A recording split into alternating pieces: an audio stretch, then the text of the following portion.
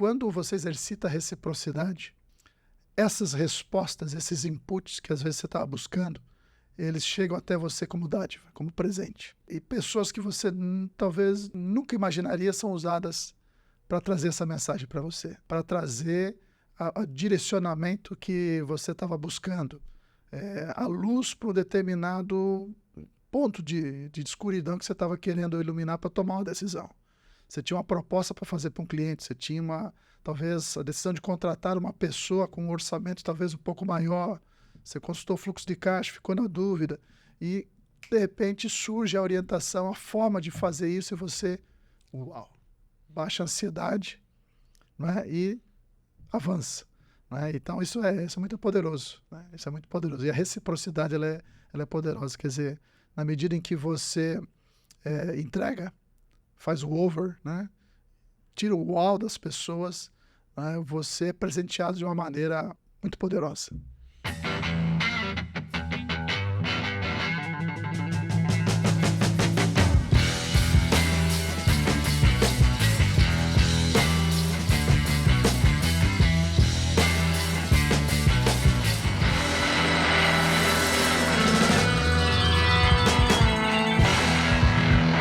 Olá pessoal, tudo bem? Hoje estamos em mais uma conversa aqui na Media Power e hoje eu estou com o meu irmão, meu amigo Marcos Custódio, e a gente vai falar um monte de coisa legal. Esse episódio aí vai ser sensacional. Marcos, obrigado aí por ter aceitado o convite, por ter nos prestigiado aí, é uma honra tê-lo conosco. Legal, Luiz. Pô, prazer estar aqui, muito obrigado pelo convite, satisfação. Que bom que deu certo e vai ser um papo bem bacana. Que legal. A gente se esbarra no Tela, né? Todo evento do Tela, estamos juntos, somos irmãos em Cristo e compartilhamos aí, além da fé, valores, etc. E também estamos no mesmo business, né? Você é uma pessoa ligada aí à parte de gestão, à parte de tecnologia, à parte de vendas. Conta um pouco aí da tua carreira, ou como que você começou, para o pessoal te conhecer melhor. Sim. Aí. Não, legal. Bom, eu atualmente, então, vou falar de qual é a minha atividade atual, e eu vou fazendo esses links com a minha trajetória, minha experiência. Então, eu sou sócio de algumas empresas na área de consultoria e desenvolvo mentoria para empresas de tecnologia, também de outros setores, mas principalmente tecnologia. E sou trainer para grandes empresas. Então, faço treinamentos para executivos de grandes empresas, lideranças, e a minha atuação é sempre na área de gestão, estratégia e desenvolvimento de lideranças.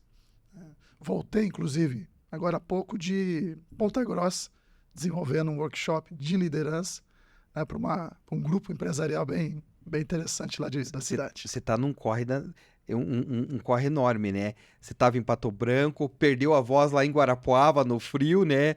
E agora chegando de Ponta Grossa, de um workshop. Mas assim, sempre com muita alegria, né? Então esse meu trabalho, ele faz menção a muito do que eu vivi no passado. Eu fui executivo de algumas empresas, passei pela área da indústria, área de serviços, área de tecnologia, área de consultoria e na área de educação. Fui diretor de algumas universidades, e isso acabou assim, moldando muito do que eu venho fazendo. Então, hoje, quando eu oriento empresários, naturalmente tem uma marca, uma espécie de assinatura no meu trabalho. Né? Quando eu desenvolvo mentorias hoje, né? Então existe uma jornada que eu desenvolvi, uma metodologia que eu desenvolvi para poder acompanhar o empresário que também tem muito a ver com essa experiência. E, naturalmente, é uma oportunidade sempre de aprender muito, né? Porque a gente sempre está circulando, sempre conhecendo gente nova, sempre conhecendo realidades diferentes. Então, você enriquece também o seu know-how, né? O seu repertório, e é sempre uma alegria estar com os empresários, com as lideranças, com os executivos. Eu gosto disso, essa palavra repertório. Eu sempre penso no meu conhecimento de trabalho, num repertório, porque a gente vem ao longo da nossa carreira vivenciando projetos, negócios, clientes, né? E isso vai te encorpando. Eu me imagino aquele músico que toca, que chega no barzinho e o cara grita lá, toca Djavan. Aí o cara sabe tocar Djavan. Agora toca Tom Jobim. Aí o cara toca Tom Jobim. E esse músico, ele veio ganhando esse repertório ao longo da estrada que ele percorreu, né? Então, eu me enxergo muito nisso, né? E como também a gente teve a oportunidade aqui de vivenciar vários projetos de várias indústrias, de várias empresas de serviços, mercado de educação, e a soma de toda essa experiência de vivência dentro de todos esses projetos que nos formaram, nos forjaram para hoje. Então temos histórias parecidas aí. Sim, sim. Eu também toco alguns instrumentos. Então, na minha adolescência, eu toquei algumas bandas. De vez em quando me reúno com os amigos em estúdio para a gente fazer um som, como se fosse o nosso futebol do fim de semana. Pô, essa para mim é nova. Esse talento eu não sabia. Isso, então, e aí a gente aluga o estúdio. Se a galera vai lá rachar uma quadra de futebol, a gente racha o estúdio e vamos brincar 2 horas em estúdio. Geralmente a gente combina uma playlist durante a semana, a gente tira individualmente e depois, fim de semana. Poxa, eu acho que eu ganhei uma nova vertente aí de amigos aí, cara. Eu tô procurando alguém para fazer esse rachide de estúdio aí. Inclusive, a última vez faz tempo, a gente precisa voltar a fazer isso, inclusive. Mas é uma coisa assim que eu gosto muito de fazer, tem alguns amigos. E a gente vai conhecendo muita gente, né, na estrada. E eu também uso muito essa expressão repertório, né, acervo. Porque isso fala muito da nossa experiência, né? Então, e você faz muitas coisas diferentes, né? Eu fiz um pouco de teatro, fiz palhaçaria, foi me desenvolver para construir a minha carreira de palestra, né, de palestrante. Eu fui buscar me estudar a respeito, para que não fosse apenas, eu vou ali falar sobre um assunto. Mas eu vou lá com profissionalismo, com cuidado, com amor, com excelência, né, para poder passar a melhor mensagem. E isso, para quem busca se comunicar, você precisa se expressar bem, você precisa se comunicar bem, né? Então, isso é algo que eu fui desenvolvendo. Então, essa expressão repertório, acervo, também está sempre muito próximo de mim. Interessante. Que legal, não sabia que a gente tinha isso em comum.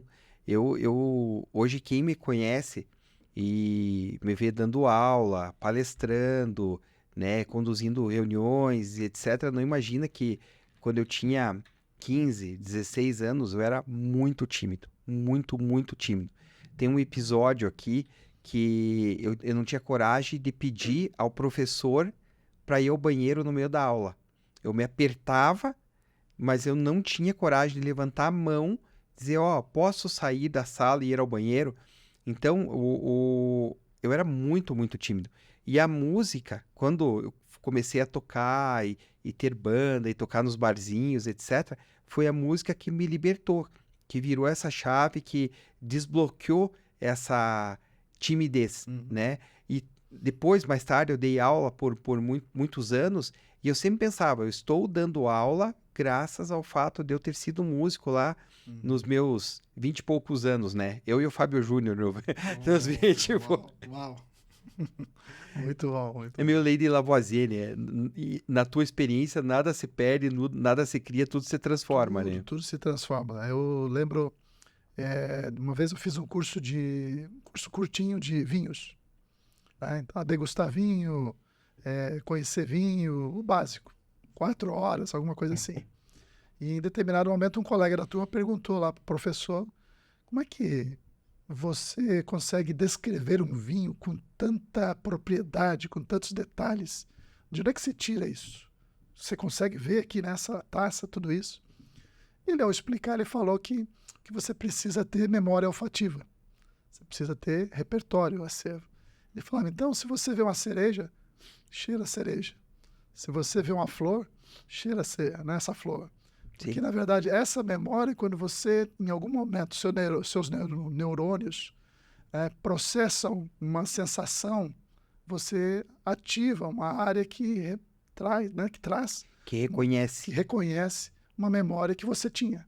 Então, quando você vive experiências diferentes na música, na arte, no esporte, no trabalho, na atividade empresarial, tudo você vai ter algum uso que vai te alavancar alguma oportunidade, algum insight, alguma orientação, alguma forma de tratar melhor alguém, de ensinar melhor alguém, porque você consegue alcançar diferentes níveis de comunicação, né? E isso, para quem é uma liderança, seja na comunidade, na igreja, na empresa, na família, né? Você ter essa capacidade de se articular com diferentes pessoas, né? Isso é a vida que lhe traz. Não existe uma escola que lhe forma nisso, né? A vida lhe dá as oportunidades, você aproveita, né? E depois você expande. Perfeito, né? E também eu estava comentando com o pessoal hoje numa reunião interna e falando assim o quanto nós somos privilegiados dentro da nossa empresa. Só a oportunidade hoje de conviver com o perfil de cliente que nós temos, pessoas empreendedoras, profissionais, e a gente ter vindo numa situação de ter estudado em boas escolas, em boas universidades e aplicado esse conhecimento e estar num contexto de negócio que nos permite evoluir, né? Porque às vezes você entra dentro de um business, você vai fazer a mesma coisa durante X tempo. E isso não te permite a você conhecer novos negócios, estar em contato com pessoas que te agregam, que te trazem novos conhecimentos. Então, trabalhar hoje com tecnologia, trabalhar com marketing, com gestão, a própria gestão, né? Ela evoluiu. Os dogmas que nós estudamos lá no passado, Porter, por exemplo, de estratégia, essa geração Vale do Silício meio que colocou por água abaixo muitas das coisas que eram verdades, né, que eram leis no passado.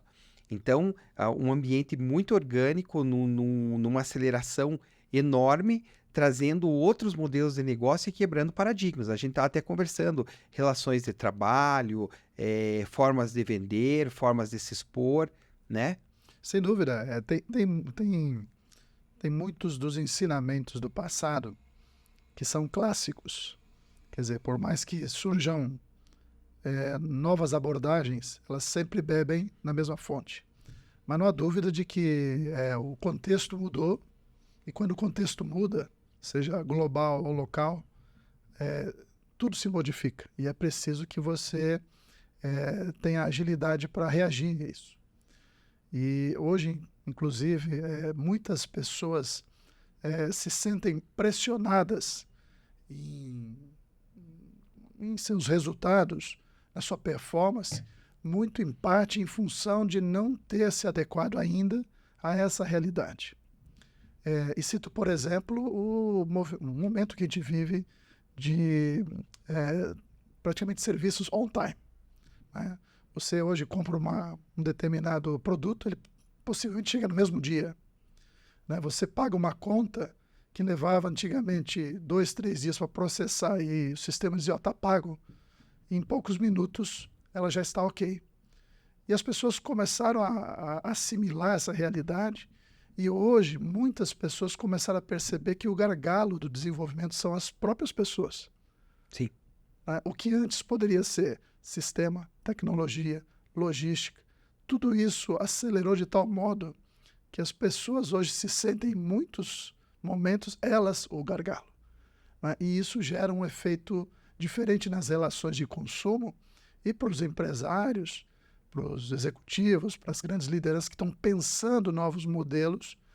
E isso é um fator muito importante, porque afeta não só o próprio desenho de novos negócios, novos produtos, de como você construir uma marca, de como você posicionar um produto, porque você leva em consideração que a maneira como as pessoas reagem ao consumo, como elas reagem à oferta, mudou completamente, né? Então é algo muito interessante que tem, inclusive nesse momento, passado aí por novas ondas. Nós vamos enfrentar adiante aí muitas novidades relacionadas principalmente à maneira como as empresas vão se conectar como parceiras de negócio, né?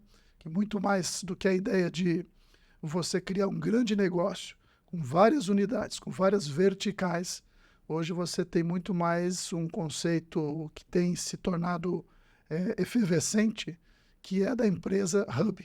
A empresa que o líder, o executivo, você, Luiz, né? É um hub onde você é um canal que constrói um ecossistema de negócios, não é? Que reúne, que traz, que filtra, que agiliza, que irriga oportunidades de negócio, conexão com pessoas, conexão com marcas, conexão com tecnologia e conexão com talentos. Você acaba acessando, reunindo e distribuindo muito talento a partir dessa ideia de construir um negócio na forma de um hub. Poxa, concordo 100%, 100%. Enxergo isso acontecendo, para mim é muito nítido, mas eu percebo que o mercado tem uma dificuldade de enxergar isso. Qual é a minha visão? O mercado, ele vem dentro de uma inércia e ele acaba sendo meio refratário a essas mudanças, porque ele já está dentro de um trilho onde ele já trafega com uma certa velocidade. E ele se adaptar a essa nova realidade é mudar, é sair de uma zona de conforto. Por outro lado, eu tenho uma visão seguinte: o mercado te dobra, você não dobra o mercado. Então, se o mercado gera uma tendência para esse lado, se você não se adapta para isso, você pode ficar ultrapassado. E aí, ou a tua empresa ela fica cara, porque a tua relação de trabalho, você não é um hub, você tem que ter uma estrutura enorme dentro do teu negócio, porque tudo tem que funcionar dentro do teu próprio negócio, ou você não tem agilidade de entrega, que a nova logística de compra, porque a partir do momento, o ser humano ele é muito adaptável. Você não usava smartphone, agora você usa. Ninguém vai te tirar isso aqui vai fazer uma falta para você. Você não comprava no Marketplace, lá no Mercado Livre, e recebia no mesmo dia. Agora você recebe. Então você sempre vai buscar dentro do labirinto do negócio o caminho que seja o mais rápido. E o que está acontecendo hoje? Os negócios estão acontecendo e você está tirando atrito. Né? Eu costumo dizer que quando eu vim morar em Curitiba, eu fui locar um apartamento. Então, qual foi a minha ação para gerar uma locação de um apartamento? Eu comprei a Gazeta do Povo no domingo, que existia o jornal impresso. Eu abri, tinha um classificado enorme. A Gazeta do Povo tinha 2, 3 cadernos de classificados. Eu circulei os imóveis do meu interesse. Aí, na segunda-feira, eu fui até a imobiliária, peguei as chaves desse imóvel, tive que deixar documentos meus lá, RG, carteira de motorista, etc. E durante um dia eu consegui visitar 8 imóveis, 6 imóveis, porque eles eram distantes, tinha deslocamento, etc. E ao final do dia eu retornei na imobiliária, devolvi as chaves, peguei meus apartamentos, voltei para casa e tive que pensar, eu tenho que locar um desses 6, 8 imóveis que eu visitei, né? Essa era a realidade de uma locação de imóvel, de uma compra de imóvel. Hoje, eu acordo pela manhã, eu vou ao banheiro, pego meu celular e viro lead de 20 apartamentos. As imobiliárias vão receber esse mesmo cara que antes ia lá pessoalmente, deixava o documento, visitava o apartamento pessoalmente. Esse cara está visitando no portal, está vendo as fotos no portal, está deixando que tem interesse. E só que o interesse dele é em 20, amanhã ele está em mais 20, no terceiro dia ele está em mais 20, e as imobiliárias estão tratando esse cara como lead, né? Ele é muito diferente daquele outro lead, porque aquele funil de vendas, ele tinha muito mais atrito. Hoje é um funil de vendas que não... Esse primeiro funil, ele é um funil sem atrito. Então, o que eu enxergo? O cara que está pensando naquele modelo do passado, e o pior é que muitos deles estão pensando, eles acham que esse o modelo, ele não está entendendo a nova realidade. Ele não está buscando melhorias no processo e outras formas de trabalhar esse processo e está investindo no mesmo modelo de negócio que ele tinha X anos atrás. Ele continua no mesmo trilho. Isso me preocupa, sabe? Porque o mercado, ele vem mudando, ele vem evoluindo. Até eu estava comentando hoje numa conversa, nós trabalhamos muito com e-commerce, mas a nossa linha de corte do e-commerce, a gente saiu eu parei de dar aula de e-commerce, eu parei de fazer plataforma de e-commerce em 2015. Era o início do boom dos marketplaces, onde as lojas estavam deixando de ser lojas e estavam indo vender no Mercado Livre, no Magazine Luiza, na Americanas, na época, né? Não tinha Amazon. Então, de repente, o mercado ele é tão dinâmico que popa um player como a Amazon aqui dentro, apesar de a Amazon já ser forte lá. Nesse meio termo morre Americanas, né? Que teve todo o escândalo, tá tentando... Eu fui descobrir esses dias, não existe mais Submarino. Não tem mais. Pois é, eu olhei assim, eu fiquei chocado, porque o Submarino, ele era a nossa Amazon no Brasil. Ele foi icônico. Ele foi icônico. Então, a velocidade com que o mercado muda hoje, o mercado ele não é mais um transatlântico, o mercado hoje é um jet ski, o cara dá uma guinada de 90 graus e você fica, uau! Eu imaginei o pessoal da B2W, né, da empresa que o cara chegar e dizer assim, não, nós vamos matar essa marca chamada Submarino. Pô, olha o tamanho do ativo dessa marca. Então, uma barbeiradinha aí...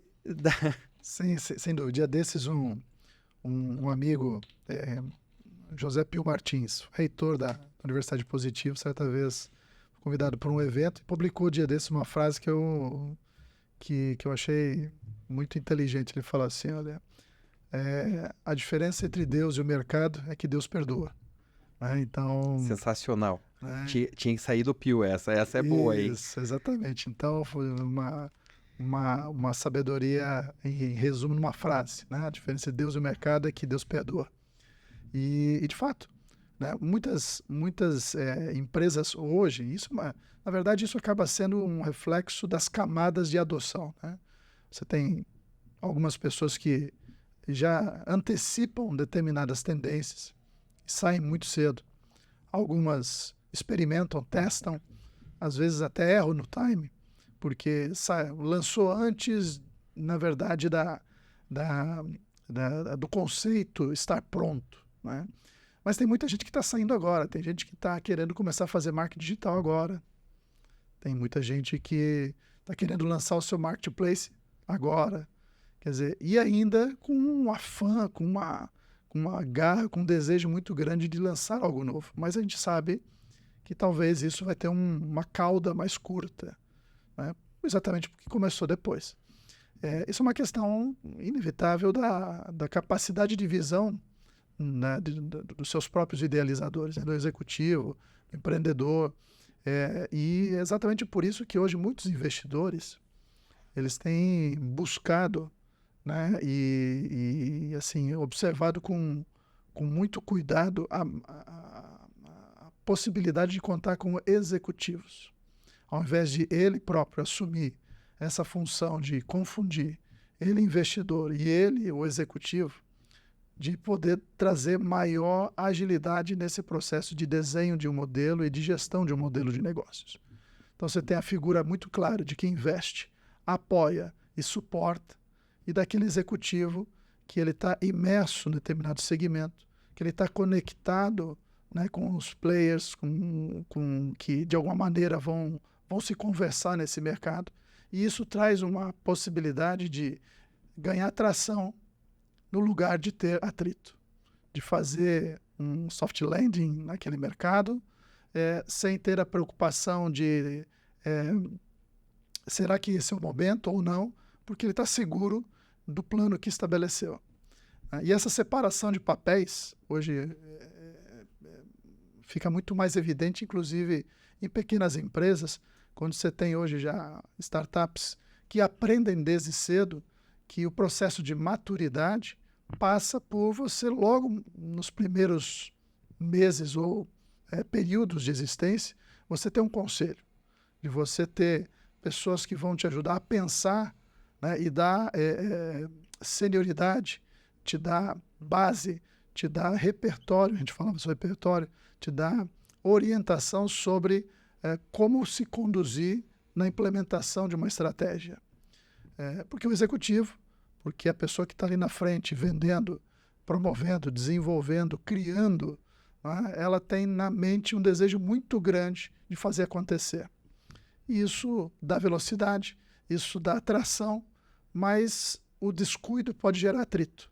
Ter pessoas ajudando, ter pessoas que vão de alguma maneira orientar e contribuir para a direção, faz com que ela tenha condições de não virar um novo Submarino, né, de ajudar a tomar decisões que possam facilitar a implementação de novos produtos e serviços e executar uma estratégia de uma maneira muito mais, eu diria, muito mais inteligente ou muito mais adaptativa, né? Porque o contexto muda, a necessidade de adaptação ela é imediata. Você sabe, eu tenho uma invejinha dessa nova geração que bebe exatamente dessa fonte aí que você falou. Porque se eu pudesse voltar atrás e mudar o meu modus operandi em alguns pontos, eu trabalharia 3 pontos. O número 1, eu controlaria a minha ansiedade, né? Porque a ansiedade é um inimigo terrível no projeto. Você quer fazer o neném com 4 meses, né? E aí você acaba atropelando as coisas e colocando até a perder aí para empresas, negócios, projetos por conta disso. Outra coisa que eu mudaria era a forma de pensar projeto no MS Project, né? Que a gente usava em gráfico de Gantt e trabalharia com metodologia Agile, né? De você ter sprints curtos, validando o projeto. Eu acho que toda essa metodologia que veio com as startups, etc., é muito legal de trabalhar. Então você acaba sendo muito mais assertivo, despendendo muito menos energia, né? E por fim, poxa, ter conselheiros. Isso foi uma coisa assim, eu naveguei muito tempo sozinho, né? O meu conselheiro era solitário aqui, né? Eu com a minha cabeça, ou quando muito eu com a minha esposa, né? Que a minha esposa é minha sócia e tal. Hoje, depois dos 40 anos que eu percebi a besteira que eu fazia, eu comecei a me cercar de outras pessoas e ouvir outras pessoas. E isso mudou meu cenário de vida, assim, totalmente. E quantas vezes eu estava indo por um caminho e de repente conversei com alguém experiente, alguém que tinha uma outra visão de mercado, que às vezes veio de outra indústria, com outros skills, e essa pessoa simplesmente chegou e abriu insights que eu jamais tinha imaginado.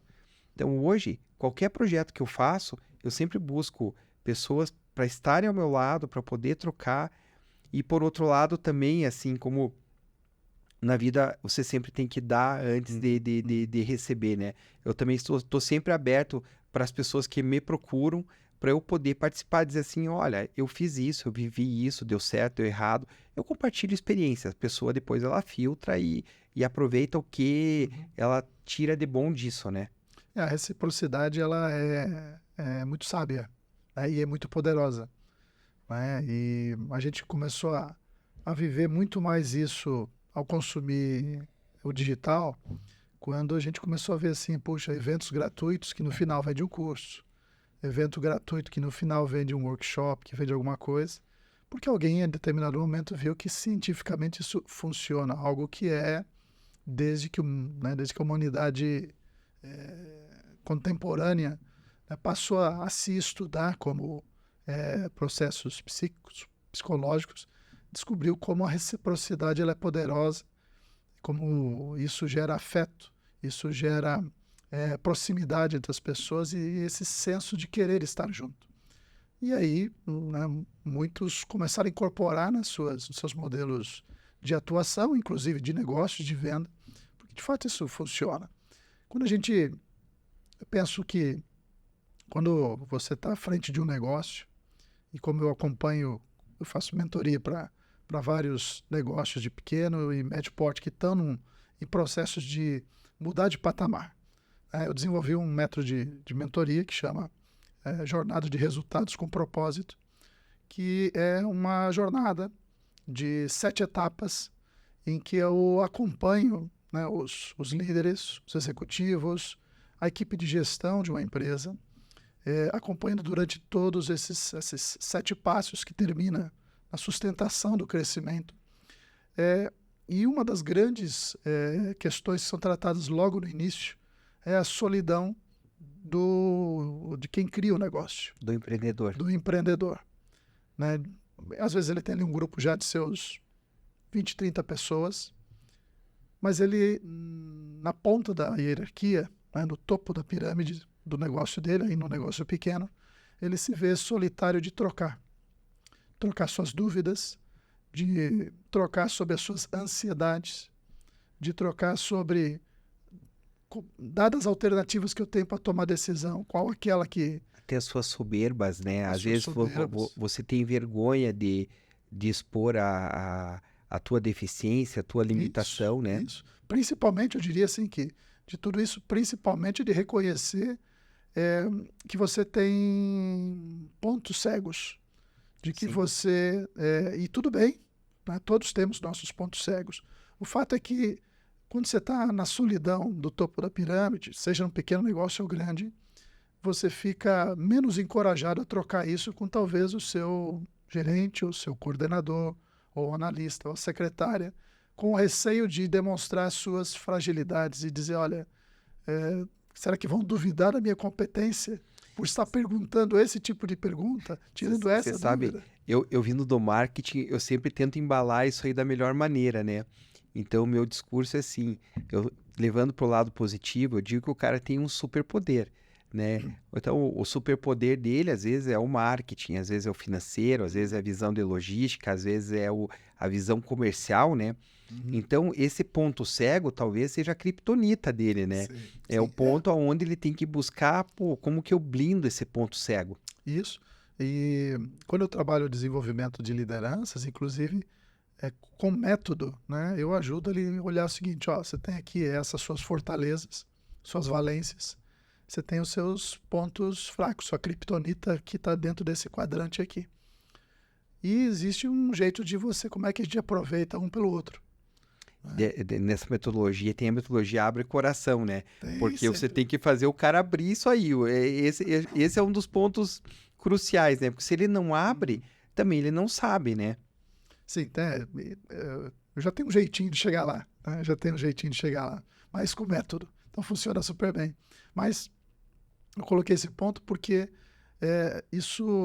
quando você exercita a reciprocidade, essas respostas, esses inputs que às vezes você estava buscando, eles chegam até você como dádiva, como presente.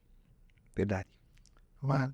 E pessoas que você talvez nunca imaginaria são usadas para trazer essa mensagem para você, para trazer o direcionamento que você estava buscando, a luz para um determinado ponto de escuridão que você estava querendo iluminar para tomar uma decisão. Você tinha uma proposta para fazer para um cliente, você tinha talvez a decisão de contratar uma pessoa com um orçamento talvez um pouco maior, você consultou o fluxo de caixa, ficou na dúvida e de repente surge a orientação, a forma de fazer isso e você, uau, baixa a ansiedade, né, e avança. Né? Então isso é muito poderoso. Né? Isso é muito poderoso. E a reciprocidade ela é poderosa. Quer dizer, na medida em que você entrega, faz o over, né? Tira o wow das pessoas, né? Você é presenteado de uma maneira muito poderosa. Que legal, sensacional. E esse over hoje é um ponto-chave e é difícil de conseguir, né? De você realmente fazer o over delivery, você entregar o algo mais, porque as pessoas estão com umas expectativas meio malucas, né? Uhum. Eu não sei de onde se tira certas expectativas que às vezes elas não são realistas, né? Inclusive tem o pessoal da área de engenharia que às vezes tem um certo receio com essa ideia do over delivery, porque para o pessoal da engenharia, supply chain, entregar mais do que o esperado, você está gastando mais do que deveria. Mas é outro sentido. Faz sentido, né?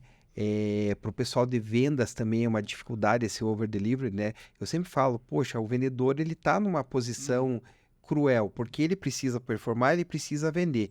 Então chega um momento, como que ele vai vender o 80% se ele tem o produto do 100% na mão?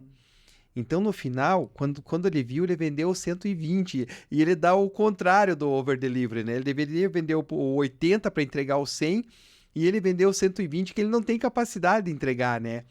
E o comprador tem o lado do que ele quer tirar a melhor negociação. Então, poxa, Interessante, acho que eu vou ter que fazer essa tua metodologia aí para aprender um pouco mais, viu? Então, isso sempre acaba sendo muito iluminador, sabe? Porque tudo que você faz com método, que faz com ferramenta, que faz com uma abordagem e que você tem a segurança de onde você está saindo e você já tem a referência de onde você vai chegar, construir isso faz com que tudo seja cause menos ansiedades. E ansiedade o que que é? Né? O nosso desejo impulsivo de ter controle. E uma coisa que nós não temos controle é do futuro. Então, todos temos ansiedades. Ela é nociva quando a gente começa a ter influência na nossa qualidade de vida, nas nossas emoções. Quando a gente começa a viver demais o futuro, isso começa a ser ruim. Mas ter a ansiedade sob controle, ela é muito bom quando você consegue avistar até onde você vai caminhar.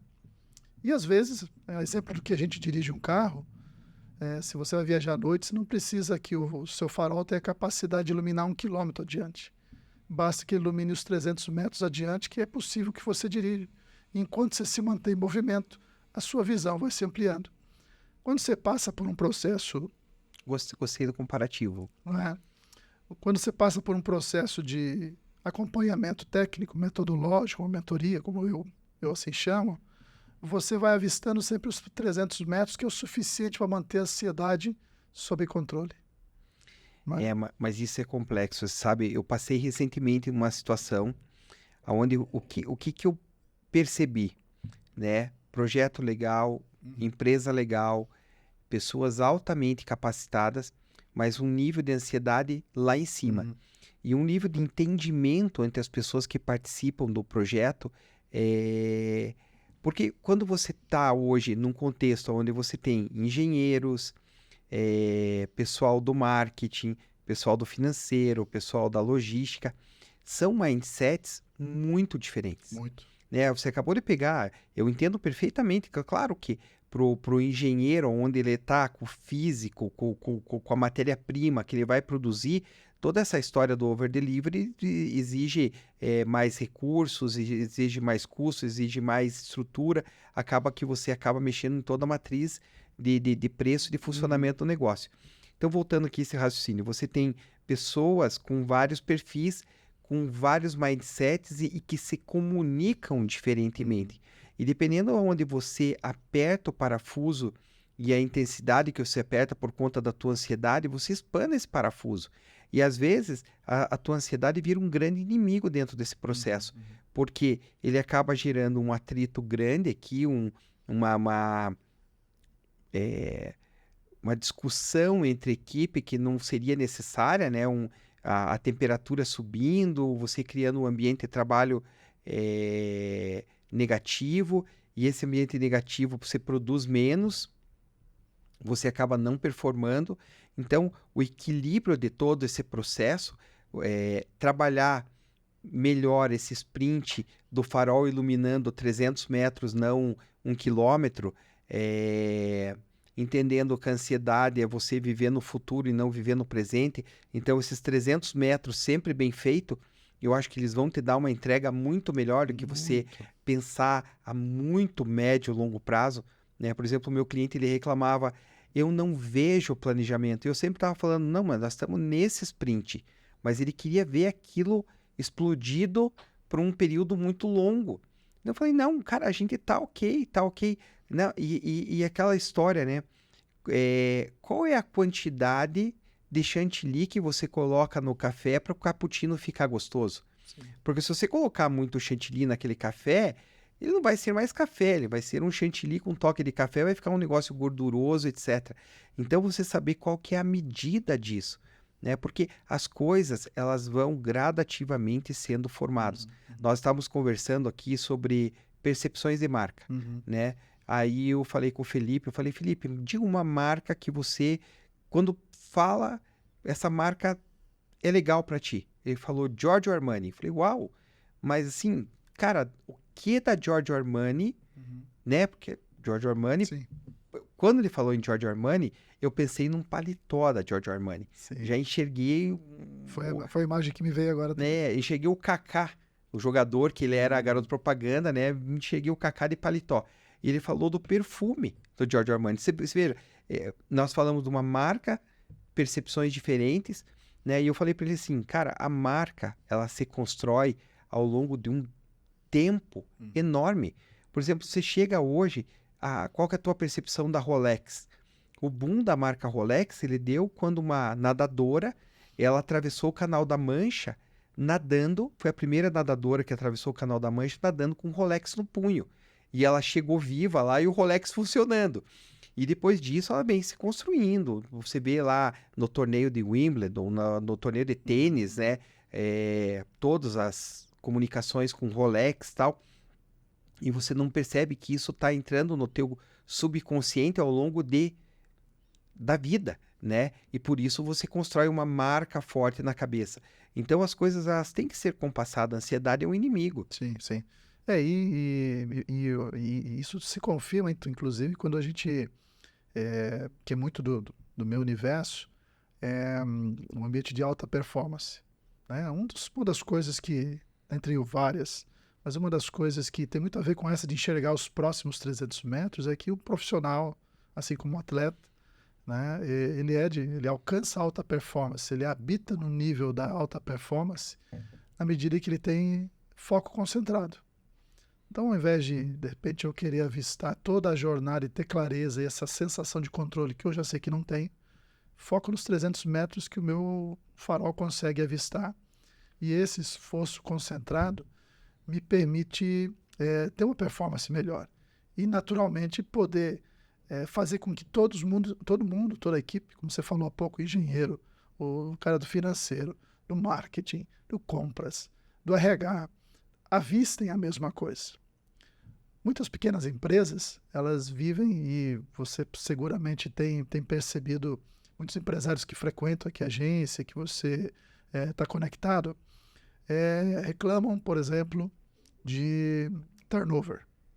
Contrata uma pessoa bacana, né, começa a trabalhar e logo a pessoa sai. Né? E, de novo, começa aquela ciranda de buscar novos talentos e os projetos ficam prejudicados, as entregas. Isso é uma tônica do mercado, né? Todo mundo reclama disso. E tem um detalhe que muitos já têm se dado conta, que bom que tem se dado conta, mas que geralmente acontece com pequenas empresas, que não compartilham visão e estratégia com a equipe, onde a visão e a estratégia de futuro está na cabeça dos donos, falada somente na sala dos donos. Isso faz com que o funcionário que acabou de ser contratado, quando ele olha assim, puxa, essa empresa aqui é uma empresa ok de um sócio rico. Me parece que a riqueza que é gerada aqui só vai para ele.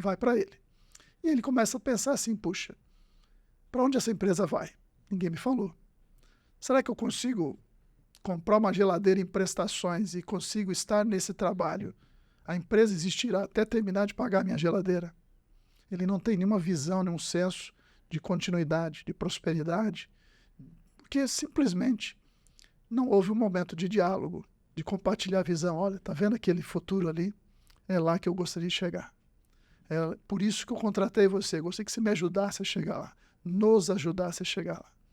Muitas pequenas empresas não têm o hábito de dialogar sobre visão de futuro, sobre os seus objetivos e de compartilhar, porque as novas gerações, principalmente, elas carecem de visão de futuro e sentido para permanecerem atreladas a um projeto. Eu diria que sempre foi assim. Hoje, a gente sente mais isso porque a gente está mais conectado. O acesso à informação é mais frequente. Mas todos buscamos sentido, todos buscamos enxergar uma certa continuidade, uma construção de uma jornada, de uma carreira. E o jovem hoje, principalmente os profissionais de geração Z, Y, né, essa facilidade de trocar de uma empresa por outra está muito associada à dificuldade de enxergar um plano, um início, um meio e fim ao que ele está fazendo. E de pensar o seguinte, puxa, se um dia eu escrever no meu currículo, no meu portfólio, o que eu já fiz, com que marcas eu andei, com que profissionais eu aprendi, ele olha para a empresa que ele está e que talvez ele não enxerga valor na marca, no aprendizado, ou no crescimento, e ele sai. O empresário, de repente, puxa vida, era uma pessoa que eu gostava tanto, talvez ele nem falou isso alguma vez. Quanto mais dizer, olha, nós pretendemos crescer nessa direção, pretendemos fazer esse tipo de trabalho, queremos desenvolver essa excelência. O nosso propósito, a nossa razão, o nosso porquê, o nosso para quem é isso aqui. E isso faz com que, quando você junta pessoas que vêm de diferentes escolas, diferentes áreas, para se associar a um único projeto, a efervescência de conflitos ela é imediata. Pela dificuldade de você validar entendimento, alinhar interesses objetivos, né, pessoais com os da empresa, de você se ver espelhado naquilo que é aquela empresa, de você se sentir engajado, de você se sentir parte de algo que vai além de apenas uma relação de capital e trabalho, mas uma relação de colaboração para a gente levar esse propósito tão bonito que eu acabei de descobrir. Talvez o dono da empresa acabou de compartilhar comigo. Nossa, que bacana, eu quero fazer parte disso. Não, e você tem que analisar o seguinte, né? Dependendo se é uma empresa de serviço, uma empresa de tecnologia ou uma empresa de marketing, um dos grandes ativos dessas empresas que eu mencionei é o peopleware.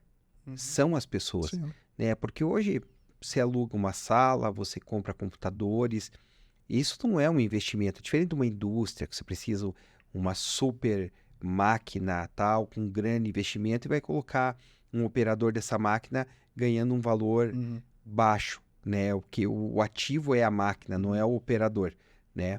Na empresa de serviço, na empresa de tecnologia, o ativo é a pessoa que está contigo. E dentro dessa relação de trabalho que você constrói hoje,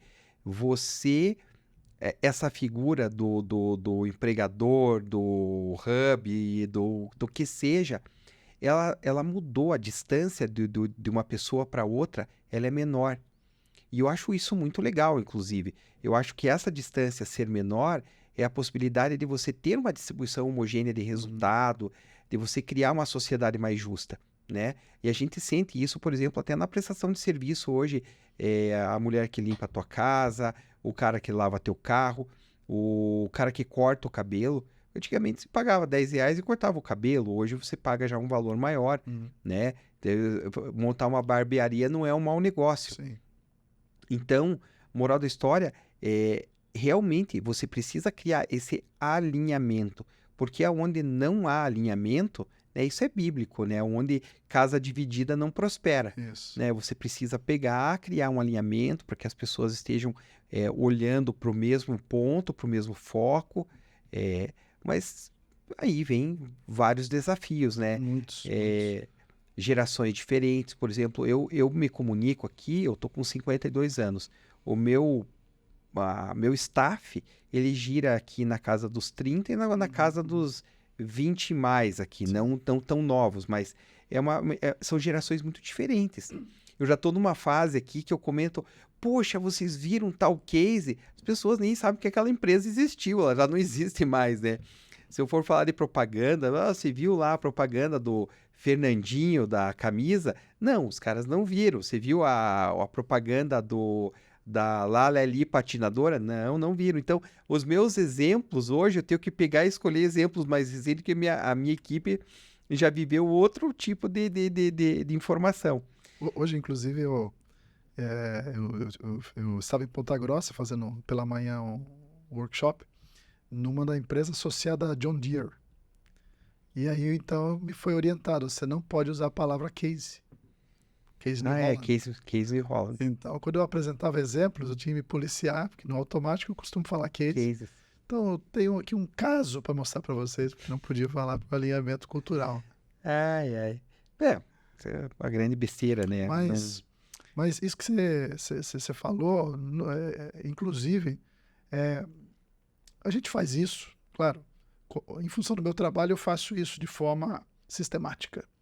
Mas o empresário, por mais que ele não tenha talvez a consciência no momento em que ele toma as decisões, em algum momento eu tenho certeza, e eu acredito, que ele tem a noção de que no fim de tudo é pessoas com pessoas pessoas comprando de pessoas, pessoas atendendo pessoas, servindo pessoas.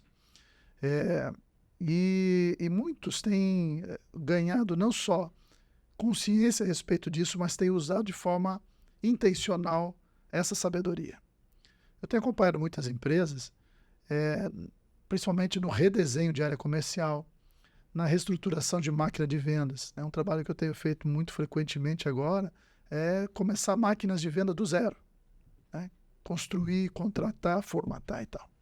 E uma das coisas que o pessoal encara como sendo assim, nossa, né, como diriam os mais, na nossa geração talvez, né, eureka, né? É quando, em algum momento eu digo, ó, a gente tem que entender quem são, sim, os decisores, os influenciadores, mas tem muita gente que, durante o processo, mesmo num desenho de negócio B2B, você precisa reconhecer as expectativas, necessidades do CPF que vai tomar a decisão. Por mais que você estivesse ali modelando o negócio B2B. Porque, no fim, quem vai tomar a decisão é uma pessoa. E essa pessoa, ela tem as suas próprias metas, ela está olhando para o bônus que ela vai ganhar ou não, baseado em contratar os seus serviços, os seus produtos ou não. E ela sabe o que eu estou vivendo? Eu estou vivendo hoje e eu sou muito crítico, né? Eu percebo que existe uma visão da indústria dos leads, né? Então, criou-se uma expectativa de você ter um volume de lead e as pessoas acham que você vai criar ali através de marketing digital, né? Pescar lá no Google, no Instagram, vai trazer esses leads.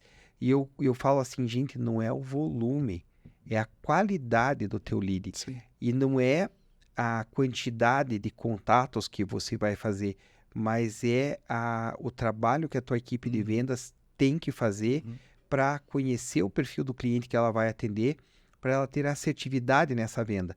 Porque quando você traz, eu brinco que gerenciar tartaruga é tranquilo, a tartaruga é um bichinho lento, tal. Mas quando você abraça 300 tartarugas, 50 foge para o lado direito, aí você vai lá, puxa elas para cá, outras 50 foram para o lado esquerdo. É complicado você gerenciar tudo isso. Talvez se você tivesse 50 tartarugas para você gerenciar, muito bem gerenciado, seria melhor do que você ter as 300. E a própria internet, o marketing digital hoje, ele te possibilita você pesquisar sobre a pessoa e conhecer.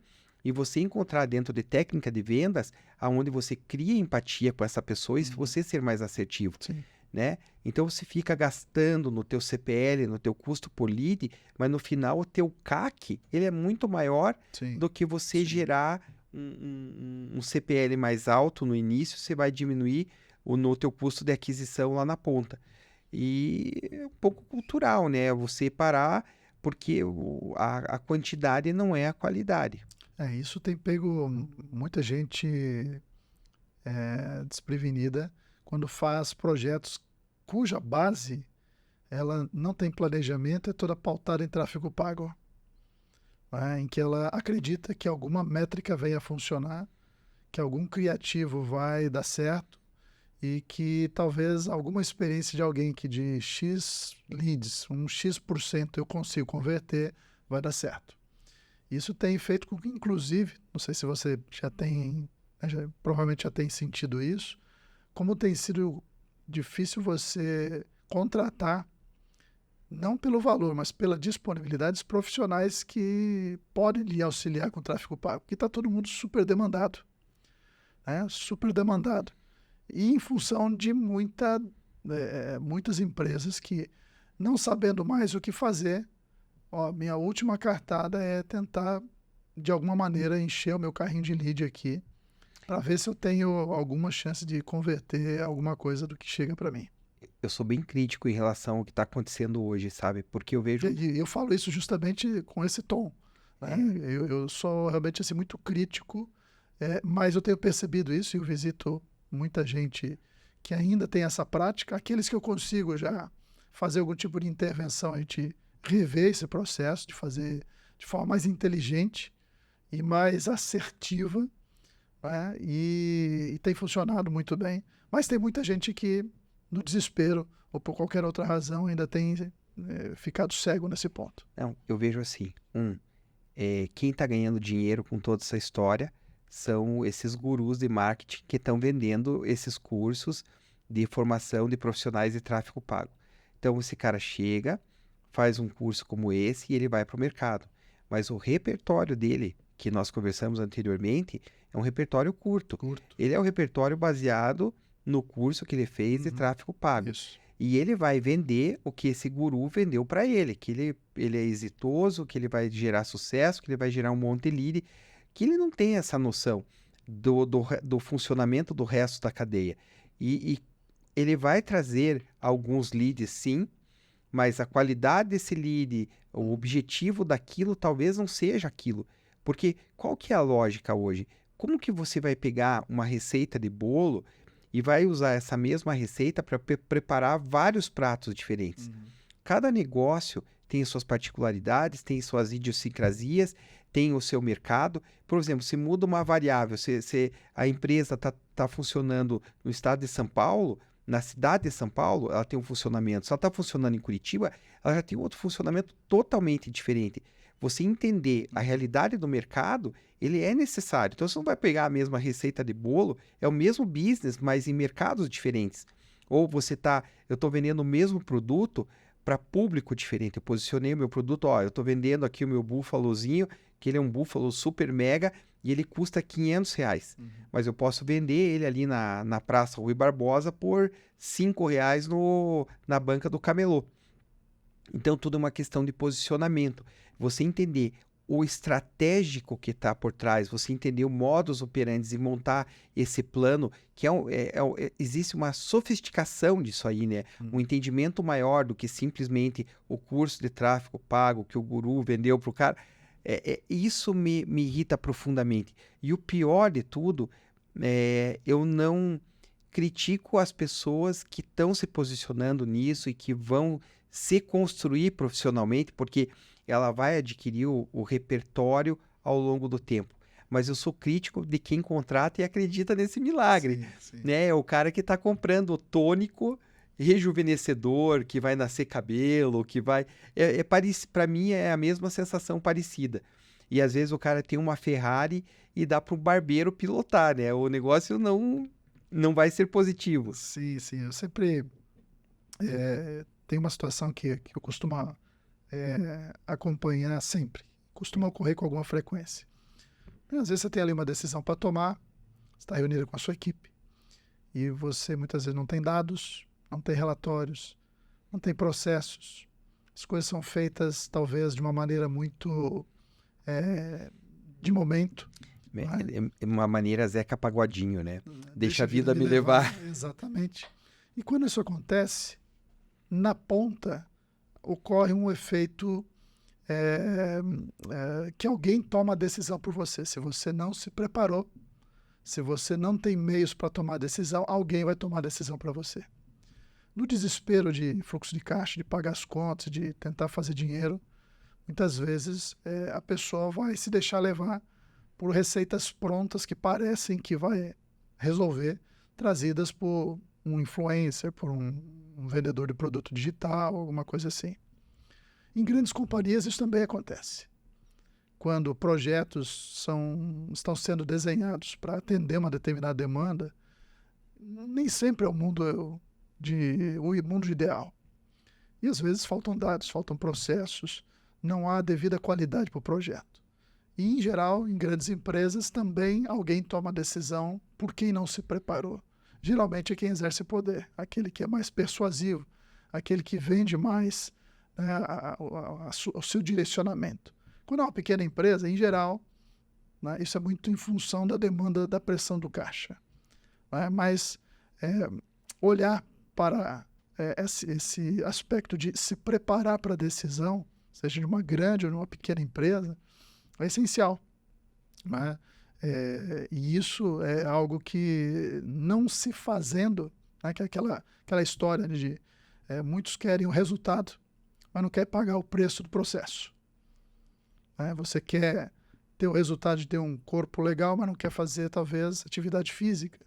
Você quer ter bons resultados financeiros, mas talvez não se planeja, não se organiza, não tem processos. né? Talvez você quer entrar em novos mercados, mas você não estuda, não se relaciona, não explora, não faz o discovery e, naturalmente, Seus resultados não vão não ser vão ser aquele. compatíveis, né? Você quer o resultado, tem muita gente hoje que quer o hack, que é o macete, que é o jeito fácil, que é a maneira que eu possa pular várias camadas. E em muitos processos isso é muito bom. A tecnologia hoje nos ajuda Sim, em vários momentos para a gente acelerar. Mas sempre haverá um processo. E sempre. o processo é parte da construção do resultado. Não são coisas distintas. Né? Em tudo, né? Se você vai fazer a gestão e vai usar um app para gestão, você tem que entender o modelo daquela gestão, porque possivelmente esse modelo de gestão, essa metodologia, deve ter nascido no Japão lá no início da década de 50, no pós-guerra, né? Então, a gente usa aí o Pipefy, Pipedrive, etc. E a gente vai ver um Kanban que nasceu na metade do século passado, né? A gente vai tirar um texto legal lá no ChatGPT, mas eu tenho que fazer um prompt, eu tenho que alimentar aquilo lá. Se eu não tenho capacidade e repertório para fazer esse prompt, o que o ChatGPT vai colocar na ponta não é legal. Isso. E eu fiquei com uma história que você falou sobre o treinamento de alta performance. O que eu penso em relação a isso? Eu sempre penso num posicionamento seguinte, e eu falo para o meu time: vocês se posicionam aonde vocês querem se posicionar, né? O cara hoje que está disputando os Jogos Estudantis de Curitiba, ele vai fazer o 0 a 100 metros em 13 segundos. O segundo colocado vai fazer em 13,6, o terceiro em 14 e assim por diante. Mas se você for fazer os 100 metros nas Olimpíadas, você vai ter que fazer em 9,7. O segundo colocado vai fazer em 9,72, o terceiro em 9,74. Você vai ver que para jogar em alta performance, a diferença está nos milésimos de segundo. Ele não está no metade de um segundo, em um segundo. É uma fração, menos de um piscar de olhos. E aí você quer jogar, seja excelente. Quer ser excelente, se prepare, né? Estude, busque informações, faça a mentoria, é aquele pacote completo, Sim. né? Eu vejo assim, a sorte brilha para quem se preparou, Sim. né? Existe inclusive uma ciência que acompanha isso. Inclusive eu trabalho em alguns projetos com isso, que é você ajustar a relação desafio-habilidade na preparação das pessoas da sua equipe. Mas seria mais ou menos assim: se de repente eu peço para você ensinar, né, me ensinar a tirar uma determinada música nova, e aí você me dá as notas, né, me dá a melodia, me dá ali as orientações, eu começo a tocar. E aí são 3 notas. Aí, de repente, 1 hora depois eu tô tudo bem. No começo eu estava super animado. Música nova, não conheço, e é um desafio, mas que está proporcional à minha habilidade. Eu sei tocar um pouco, então está adequado. Só que chega um momento em que, poxa, Luiz, não tem uma música um pouquinho mais elaborada? Porque essa aqui agora está ficando chata. O desafio diminuiu, a minha habilidade aumentou. Quando a minha habilidade aumenta e o desafio é baixo, eu fico... A motivação diminui. Relaxo. Mas o contrário também é preciso cuidar, né? Se de repente você me dá agora uma música complexa, eu entro no estádio de tensão, de ansiedade. Desafio muito maior do que a minha habilidade. O trabalho do empresário com seus colaboradores, de um líder, de um gestor, de um executivo, é fazer com que a sua equipe, dadas as demandas dos seus clientes, dada a excelência que ele quer desenvolver na sua entrega, da cultura que ele quer formar, de olhar para a individualidade das pessoas, entender onde é que existem pontos para ser desenvolvidos, puxar desafio para as pessoas crescerem, né? E onde talvez existe ali um comodismo, né, de pessoas que estão numa área de relaxamento, pessoas super competentes, pessoas muito capazes, mas que talvez você não está puxando, você não está trazendo, você não está explorando o melhor delas. E às vezes você está passando mais trabalho exigindo muito mais coisas de pessoas que já deram o máximo que poderiam. Nesse momento, elas precisariam, na verdade, se desenvolver mais para poder alcançar novos desafios. Então, esse equilíbrio, né, ele é uma sabedoria que faz muita diferença para o indivíduo e para a empresa, para o gestor. Poxa, amei a analogia, viu? Gostei um monte, porque a gente vive isso. Essa equação, ela é difícil de você equilibrar e encontrar, porque, poxa, ela vem... Existe muito mais do que uma capacitação técnica, mas é a empatia, a capacidade que você tem de entender o outro lado, né? Para saber aonde, em qual botão você coloca a pressão, né? Aumenta ou não aumenta o desafio, porque a linha que separa isso aí deve ser bem tênue, né? Tipo, poxa, tô te passando essa música, mas tá além da minha capacidade nesse momento. Não quer dizer que eu não vou poder tirar essa música, tocar essa música, mas às vezes você não tá nesse degrau. Você vai ter que subir alguns degraus para encontrar esses skills necessários, né? Mas, Marcos, sei do teu tempo, já estamos aí há mais de 1 hora conversando, e vou te dizer, sensacional. Muito bom, muito bom. Eu tô pensando aqui, eu tô conversando... Queria ter mais voz para... A voz do Marcos não é essa. Procure aí no YouTube, vocês vão ver. Ele perdeu a voz lá da minha terra, lá em Guarapuava. Isso, Guarapuava. Mas foi passar o frio de Guarapuava lá e voltou sem voz, né? Mas eu tava pensando assim, essa conversa dá muitos cortes, foi várias pílulas de sabedoria e foi muito legal. Eu quero ter você mais vezes e próximo da gente aí, porque, poxa, é um curso de administração aqui conversando contigo. Você me deu vários insights aqui. Que legal, eu fico feliz. Obrigado, meu amigo. Deus abençoe você, que honra tê-lo aqui, tá? Que não seja a última, seja a primeira de várias aí, tá? Não, tudo é graça. Tchau, pessoal. Obrigado por prestigiar a gente aí até esse momento.